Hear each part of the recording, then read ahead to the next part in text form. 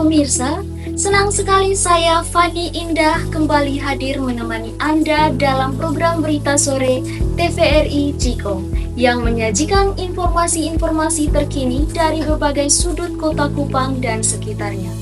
Mulai dari persoalan lingkungan, infrastruktur hingga destinasi wisata yang tengah jadi perbincangan hangat. Semua akan kami hadirkan secara lengkap dan terpercaya. Berikut adalah berita selengkapnya.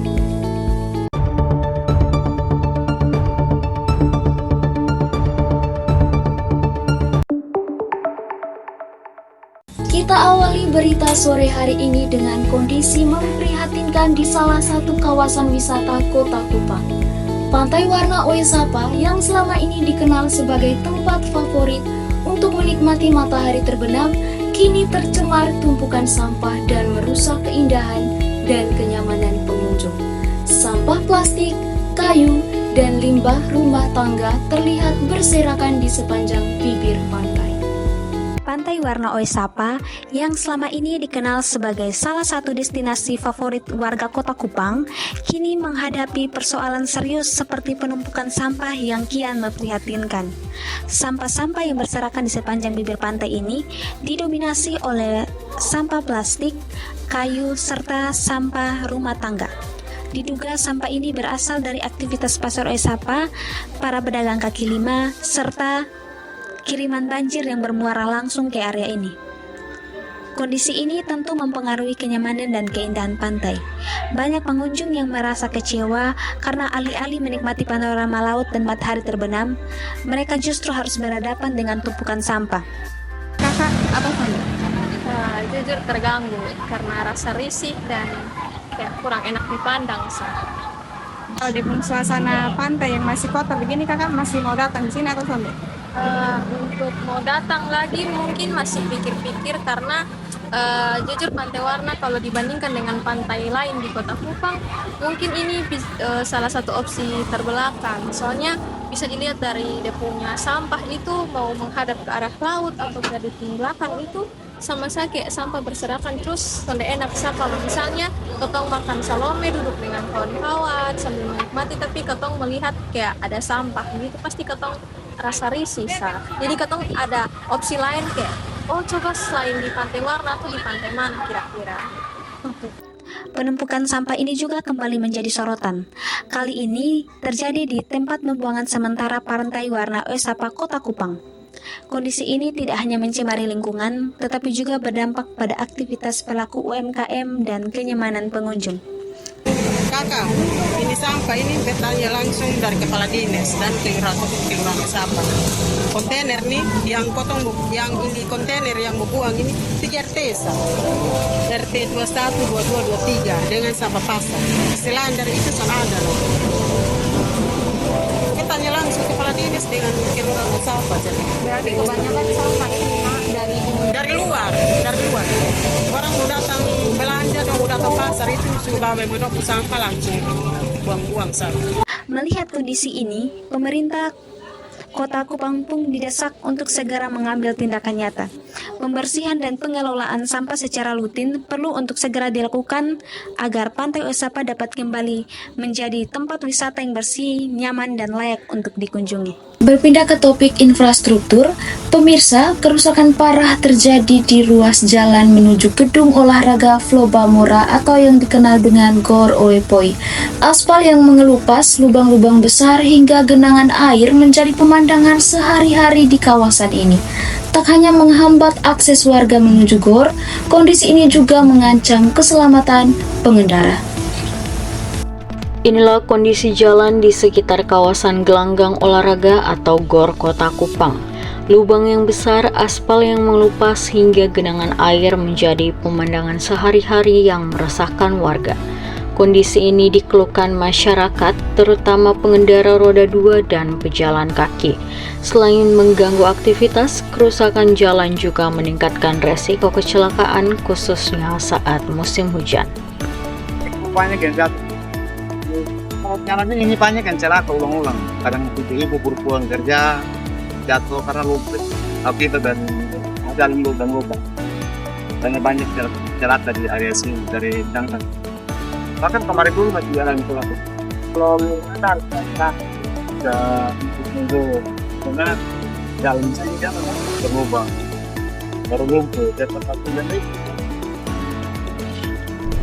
Sebagai kawasan olahraga dan ruang publik, Gor Kupang semestinya memiliki akses jalan yang memadai.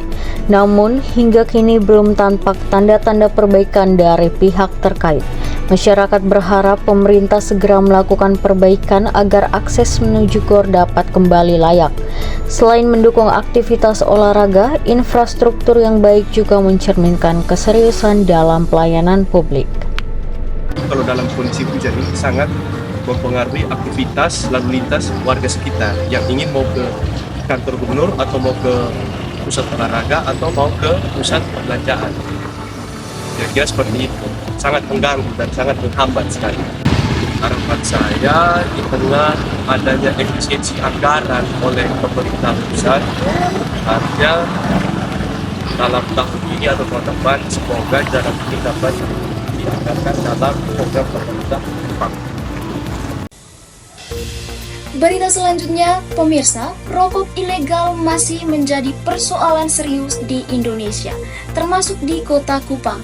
Peredaran rokok tanpa cukai atau dengan pita cukai palsu tidak hanya merugikan negara dari sisi penerimaan pajak, tetapi juga berpotensi menjadi ancaman hukum bagi konsumen dan pelaku usaha. Rokok ilegal kini bukan lagi sekedar isu nasional. Ia telah menjelma menjadi ancaman lokal yang nyata, termasuk di wilayah Nusa Tenggara Timur. Dalam diam, rokok tanpa cukai menyusup ke warung-warung kecil, pasar-pasar tradisional, bahkan ke tangan anak-anak muda yang masih di bangku sekolah. Peredaran rokok ilegal di NTT tidak bisa dianggap angin lalu. Berdasarkan hasil pengawasan aparat bea cukai dan berbagai laporan lapangan, wilayah ini termasuk rawan terhadap distribusi rokok tanpa cukai, baik melalui jalur pelabuhan kecil maupun titik-titik distribusi informal di daerah pelosok dan perbatasan.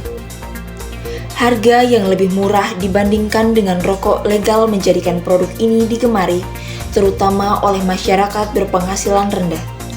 Namun di balik harga murah tersebut, tersembunyi risiko besar, mulai dari kualitas tembakau yang tidak terjamin, meningkatnya risiko kesehatan, hingga hilangnya potensi penerimaan negara dari cukai yang semestinya digunakan untuk pembangunan dan pelayanan publik seperti pendidikan, kesehatan, dan subsidi bagi masyarakat kecil. Persoalan rokok ilegal adalah bentuk pelanggaran terhadap hak-hak dasar warga negara. Negara kehilangan miliaran rupiah setiap tahunnya akibat praktik ilegal ini, dan masyarakat kita, terutama generasi muda, menjadi korban dari sistem yang lalai dan longgar dalam pengawasan. Rokok ilegal bukan hanya soal produk gelap. Ini adalah simbol dari lemahnya penegakan hukum, minimnya edukasi publik, dan kurangnya koordinasi antara lembaga terkait. Tidak bisa dibiarkan, penindakan hukum harus ditingkatkan. Edukasi tentang bahaya rokok ilegal perlu diperluas hingga ke desa-desa, dan masyarakat harus dilibatkan secara aktif untuk melawan peredaran barang ilegal ini. Pemirsa, perdagangan rokok ilegal tidak hanya merugikan negara dari sisi penerimaan, tetapi juga berdampak pada kesehatan masyarakat dan kesadaran hukum. Mari kita dukung upaya bersama untuk memberantas peredaran rokok tanpa cukai demi masa depan yang lebih sehat dan juga tertib. Berikutnya kami ajak Anda menuju Kolhua, sebuah kawasan di Kota Kupang yang menyimpan potensi wisata alam dan budaya yang sayang untuk dilewatkan. Kawasan ini belakangan viral di media sosial karena keindahan alamnya yang asri dan masih alami. Terletak di Kelurahan Kolhua, Kecamatan Maulava, Kota Kupang. Air terjun Kolhua menawarkan kolam alami dengan air jernih yang mengalir langsung dari perbukitan. Seperti apa keindahannya? Berikut liputannya. Terletak di Kelurahan Kolhua, Kota Kupang, air terjun Kolhua menyuguhkan keindahan alam yang masih alami. Dikelilingi pepohonan rindang dan aliran air yang jernih, lokasi ini menjadi salah satu potensi wisata alam di jantung ibu kota provinsi Nusa Tenggara Timur. Air terjun ini mengalir tenang di tengah kawasan Kolhua dengan pemandangan hijau dan udara segar yang memanjakan mata setiap pengunjung. Tak heran, tempat ini sering menjadi pilihan warga untuk melepas penat saat akhir pekan. Mungkin kakak bisa ceritakan kakak tahu ini tempat ini dari mana dan kenapa kakak memilih ini tempat sebagai tempat pariwisata atau nongkrongnya kakak untuk rekreasi? Kami tahu di tempat ini dari temanku. Menurut kakak ini tempat ini bagaimana, kenapa kakak memilih ini untuk kakak kunjungi untuk rekreasi? Memilih tempat rekreasi kan tempat sangat ada juga penuh sangat alami. Untuk teman-teman mungkin keluarga juga bisa datang. Tempat ini ramai dikunjungi warga yang datang untuk menikmati kesegaran air serta suasana tenang jauh dari kebisingan kota. Bagi sebagian masyarakat, Kolhua menjadi salah satu alternatif wisata yang murah dan dekat. Pemirsa, potensi wisata air terjun Kolhua menjadi pengingat bagi kita semua bahwa kekayaan alam yang ada perlu dijaga dan dikelola dengan baik. Harapan masyarakat terhadap perhatian dan pengelolaan yang berkelanjutan menjadi catatan penting bagi pemangku kepentingan di daerah-daerah. Demikian informasi yang kami hadirkan dalam TVRI Jikom hari ini. Teruslah bersama kami TVRI Jikom Nusa Tenggara Timur, sumber informasi terpercaya yang menyuarakan kehidupan masyarakat daerah. Saya, Alfiani Indah, mewakili seluruh tim redaksi yang bertugas, mohon pamit undur diri. Terima kasih atas perhatian Anda dan sampai jumpa.